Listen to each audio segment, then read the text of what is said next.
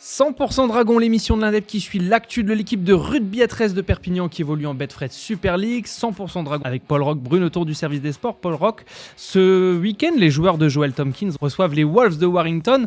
Encore un adversaire direct dans la course au play-off. Une semaine après un nouveau faux pas en Angleterre, ce match, c'est l'occasion de confirmer ce qui avait été bien fait face aux Giants il y a 2 semaines. C'est ça, c'est l'occasion de confirmer, surtout parce que à ce moment-là, il y avait eu 32-0 pour les Dragons, et le mal en ce moment des Dragons, c'est la défense. Pour une fois, ils avaient réussi à se rassurer contre une équipe qui n'est pas non plus du même standing que Warrington ce week-end, mais le mal, cette saison est vraiment en défense. À la même période l'année dernière, je crois que les Dragons avaient encaissé plus de 150 points de moins. Enfin, il y a une énorme différence par rapport à la saison dernière, et ça s'explique par quelque chose de mental aussi. À Wakefield, c'est comme ça que ça s'était expliqué, entre autres. Une fois que 2-3 essais sont pris, ils lâchent, et les adversaires de ce calibre en profitent facilement. Mais donc c'est vraiment sur cet aspect-là qu'il va falloir que les Dragons se retrouvent, parce que Warrington, comme tu disais, c'est un concurrent direct. Il y a déjà 4 points d'écart entre les deux. Si ça perd, il y en aura 8.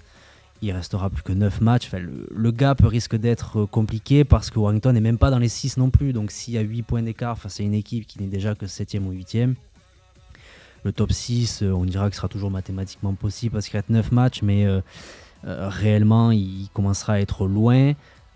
Si on perd 2 matchs de suite contre un concurrent direct, c'est encore plus dur de se relever. Donc oui, il faut se retrouver derrière des choses qui avaient marché contre Huddersfield. Notamment en défense, comme on disait. Le match juste avant contre Lee aussi avait apporté un peu son lot de satisfaction, ou quelque chose sur quoi travailler. Mais il va absolument falloir se ressaisir contre une équipe, contre un concurrent direct, ça c'est certain. Plus que jamais, c'est les entames de match qui sont super importantes pour les Dragons. C'est là où on va voir un peu comment se dirige le match. Si on prend tout de suite 2 ou 3 essais, c'est là que ça devient très compliqué, comme tu le disais. C'est une équipe qui est tellement fragile que si elle rate son entame de match, elle peut se désorganiser. À Wakefield, c'est ce qui s'est passé. Les Dragons ont eu le ballon pendant les 10 premières minutes, avaient la possession, arrivaient à construire un peu des actions autour des 4e, 5e tenues. Sauf que une fois que le deuxième essai a été encaissé à la 15e minute, il me semble, sur une action un peu casquette, donc d'un coup ils se sont écroulés et c'était trop tard. Et comme on disait, face à des équipes qui sont d'un tout autre calibre que Huddersfield par exemple et qui ont des ambitions, eh ben, ça se paye cash parce que derrière il y a toujours des atouts à faire valoir, et les Dragons ne sont plus dans le schéma de jeu qu'ils avaient prévu. Sur quelle équipe les Dragons vont pouvoir s'appuyer, et puis surtout quelles sont les clés de ce match ? Sur quelle équipe ? Ça sera sans doute à peu près la même équipe que la semaine dernière. Ben Garcia est toujours pas de retour de suspension. Il n'y a pour l'instant pas de retour de blessures significatives qui ont été annoncés. Donc ça sera une équipe sensiblement égale, mais c'est à la fois aussi l'équipe qui avait gagné 32-0 contre Huddersfield. Donc il n'y aura pas de grands changements, mais c'est à la fois l'équipe qui a été brillante et à la fois l'équipe qui s'est écroulée. Donc, comme on disait, ça va se jouer surtout sur l'entame de match. Et sur la défense, Joel Tompkins, en conférence de presse, parlait sur cet aspect défensif, que c'est aussi un peu d'amour-propre, quoi. C'est de l'ego un peu personnel, de se dire on va au contact, on arrête de prendre 30-40 points. Et on se resserre autour des ballons, on se resserre en défense, et on monte un peu le curseur de l'agressivité, que ce soit physiquement et mentalement, comme on disait. Oui, puisque en général, les défaites des Dragons, c'est pas des courtes défaites, c'est souvent des scores fleuves où les Dragons ont quasiment jamais existé durant les matchs. Oui, c'est ça, et quand on parlait de concurrents directs, au-delà des points, des victoires, etc., il y a aussi la différence de points qui dénote. Parce que la plupart, Warrington, LFC, Wakefield ont des différences de points positives. Les Dragons, pas du tout positifs. Je crois qu'on doit être à moins 150 ou moins 200. Enfin, oui, il y a des... je crois que c'est à peu près... c'est plus de 20 ou 25 points par match encaissés. Enfin, c'est beaucoup. C'est beaucoup, sachant que y a des matchs où ils en encaissent 0. Donc les défaites sont cinglantes. Et c'est par là que ça passera. Parce que pourtant, les dernières saisons, la défense était un des points forts des Dragons. C'est sur ça qu'ils se reposaient. Donc il faut essayer de se retrouver sur ces choses-là avec des joueurs qui connaissent la formule, parce que la plupart étaient déjà là quand ça marchait. Alors la dernière rencontre du coup entre les deux équipes, c'était en février dernier lors de la deuxième journée. Depuis, il y a quand même beaucoup de choses qui ont changé. On les voyait pas à ce niveau, à ce moment-là de la saison. C'est des équipes qui sont habituées à jouer les premiers rôles, y compris Warrington d'ailleurs. Oui, Warrington, la saison dernière, c'était 3e de saison régulière. C'est demi-finale de Super League et je crois que ça ne perdait que de 2 points contre le KR. Donc c'est pas n'importe qui. Même la saison d'avant, c'était encore en phase finale. Donc oui, c'est une équipe qui est calibrée pour le top 6. C'est une équipe qui, en début de saison, quand ils se sont affrontés avec les Dragons, qui restait sur 2 victoires de suite. À l'inverse des Dragons qui enregistraient leur deuxième défaite de suite.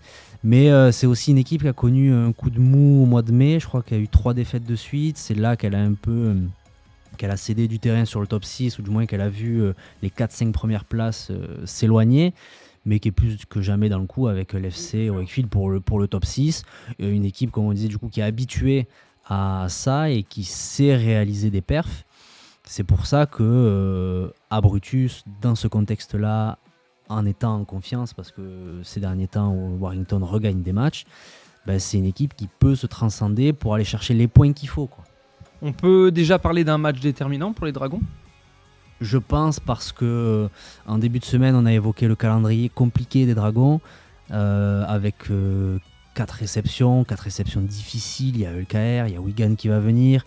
Ils finissent la saison avec 3 déplacements de suite.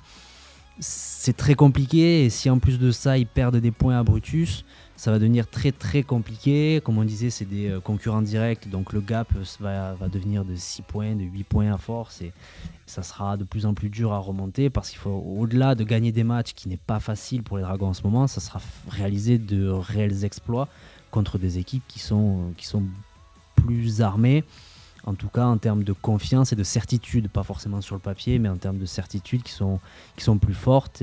Donc il va falloir gagner des points quand ils se présentent. Et Warrington, c'est une occasion d'en prendre pour ne pas voir le top 6 vraiment.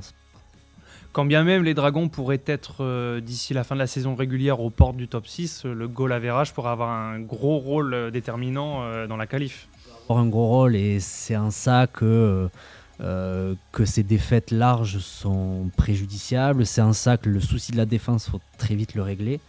Parce qu'on a le droit de perdre des matchs, mais en perdre de 30-40 points, ça fait mal. Donc c'est pour ça que tous ces chantiers sont importants. Ils sont importants, mais ils doivent être réglés sur un laps de temps très court. Donc ça va pas être facile, mais après le meilleur moyen de se qualifier, c'est gagner des matchs et avoir plus de points, forcément. Donc si dans l'état actuel des choses, dans 10 matchs, ils sont en mesure de se qualifier avec le même nombre de points, ça sera déjà quand même pas un exploit, mais ça sera une belle performance et une très belle fin de saison sur laquelle s'appuyer. Après, si le goal average en décide autrement, ça...